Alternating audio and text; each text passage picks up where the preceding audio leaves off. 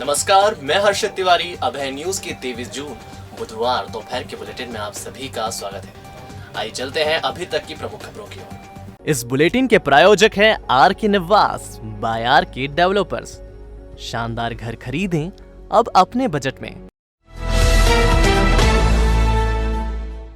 खुद को आयकर अधिकारी बता उज्जैन के एक युवक को सरकारी नौकरी लगाने का झांसा देकर ठगी करने वाले आरोपी को पुलिस ने इंदौर से गिरफ्तार किया है। आरोपी ने केसरबाग में रहने वाले युवक से 1,10,000 रुपए ठगे थे। आरोपी को इंदौर से गिरफ्तार कर उज्जैन लाया गया है। उससे पूछताछ की जा रही थी। दरअसल इंदौर के दीपक बैरवा की मुलाकात कुछ समय पहले केसरबाग के सत्यनारायण सोलंकी से हुई थी। दीपक ने खुद को आयकर अधिकारी बताया था और सत्यनारायण से मिलते समय वह आयकर आयुक्त की नेम प्लेट वाली कार में सवार था। उसने सत्यनारायण को झांसा दिया कि उसकी सरकारी विभागों में अच्छी पकड़ है और वह उसकी सरकारी नौकरी लगा देगा। सत्यनारायण को उसने PWD में नौकरी लगाने का झांसा दिया और इसके लिए 1,10,000 रुपए ले लिए। ये रुपए लेने के लिए वह इंदौर से उज्जैन आया था। तब भी वह आयकर आयुक्त इंदौर की नेम प्लेट वाली इनोवा कार में था। नौकरी नहीं मिली तो सत्यनारायण ने दीपक से फिर से संपर्क किया तो उसने 1,00,000 रुपए और मांगे। ऐसे में सत्यनारायण को ठगी की आशंका हुई और उसने माधवनगर थाने में रिपोर्ट दर्ज कराई। माधवनगर पुलिस ने दीपक बैरवा को इंदौर से गिरफ्तार कर लिया। उससे इनोवा कार क्रमांक MP09 TB0151 भी जब्त कर ली। TI मनीष लोधा ने बताया कि आरोपी ने सत्यनारायण से सरकारी नौकरी लगाने के नाम पर 1,10,000 रुपए वसूले थे।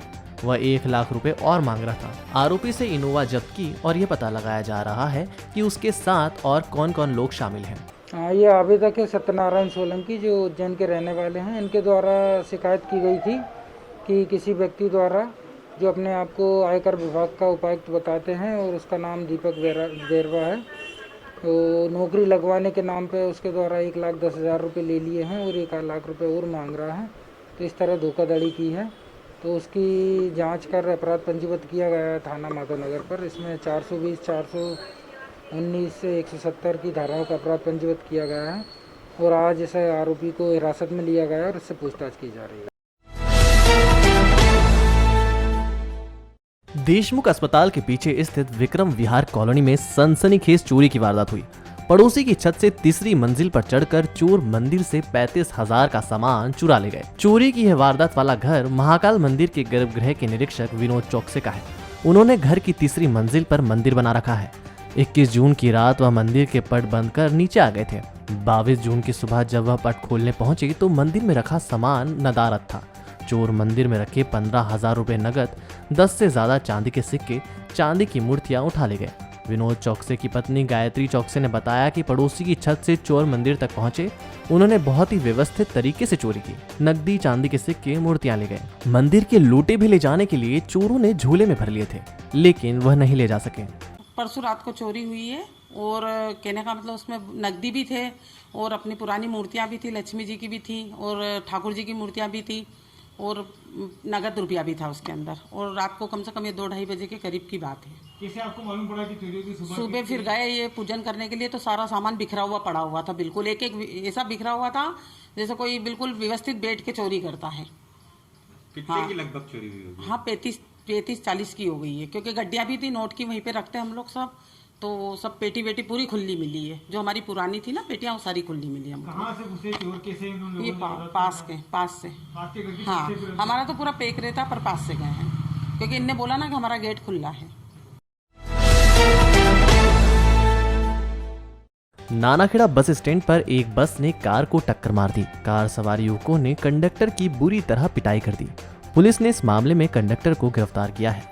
दरअसल मामला मंगलवार रात का है। यहां इंदौर भोपाल के बीच चलने वाली गोहान बस सर्विस की बस को कंडक्टर स्टैंड परिसर में खड़ा कर रहा था। परिसर में ही कुछ युवा कार खड़ी कर शराब का सेवन कर रहे थे। इनकी कार क्रमांक MP13 CD 2395 को टक्कर मार दी।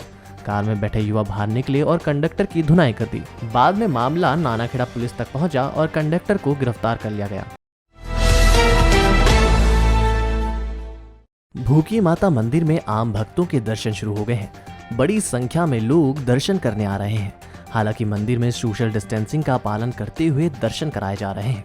कोरोना से बचाव के बाद लोग माताजी का आभार जताने भी आ रहे हैं।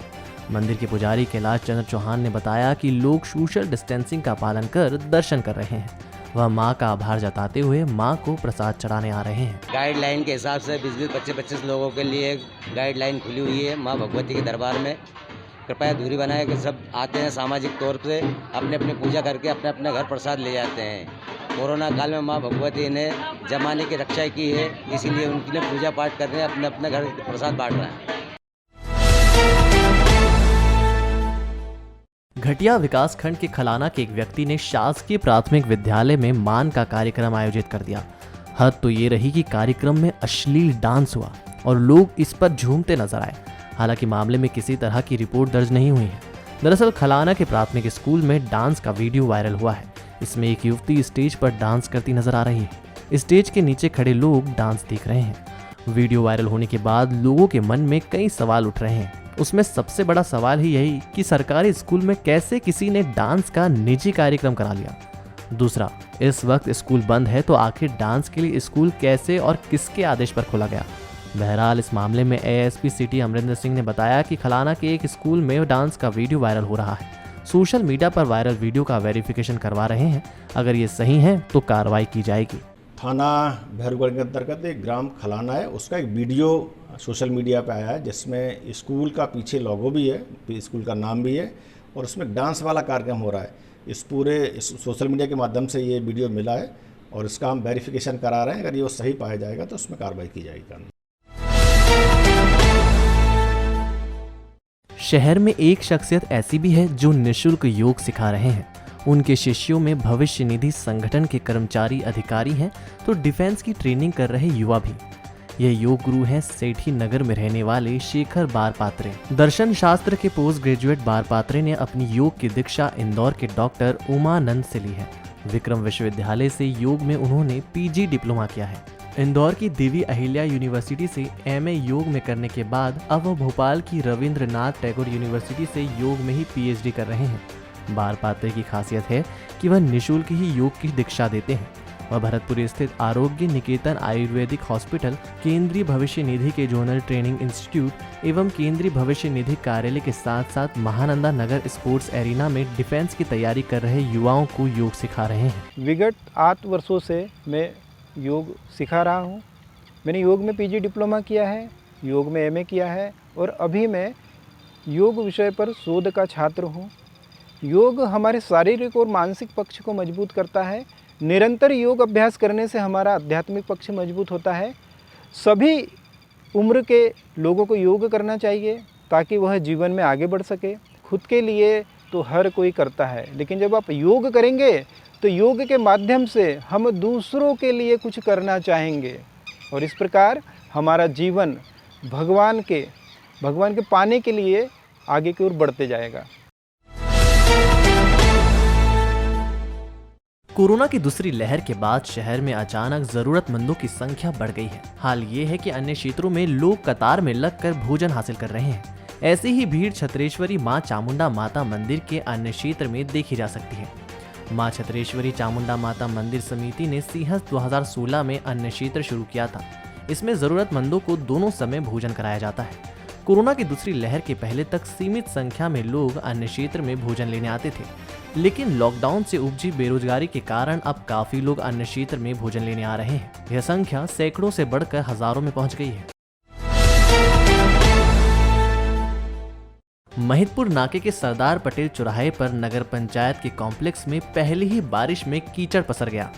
दुकानदारों ने बहुत ही ऊंची कीमत पर दुकानें खरीदी हैं और कॉम्प्लेक्स का हाल देखकर वह परेशान है। सबसे बड़ी परेशानी ये है कि पहली बारिश में अगर ये हाल है तो भारी बारिश में क्या हाल होगा। दुकानदार एवं गैराज संचालकों ने अपनी बात जिम्मेदारों तक भी पहुंचाई, लेकिन अब तक किसी ने सुध नहीं ली। आइए सुनते हैं दुकानदारों की परेशानी। हमने ये नगर पालिका से दुकानें ली हैं और यहाँ पे हमें कुछ भी सुविधाएं नहीं मिल पा रही है। अच्छा। या आप देख लीजिए, यहाँ पे ना तो सफाई हो पा रही है, ना पे कुछ भी नहीं हो पा रहा है।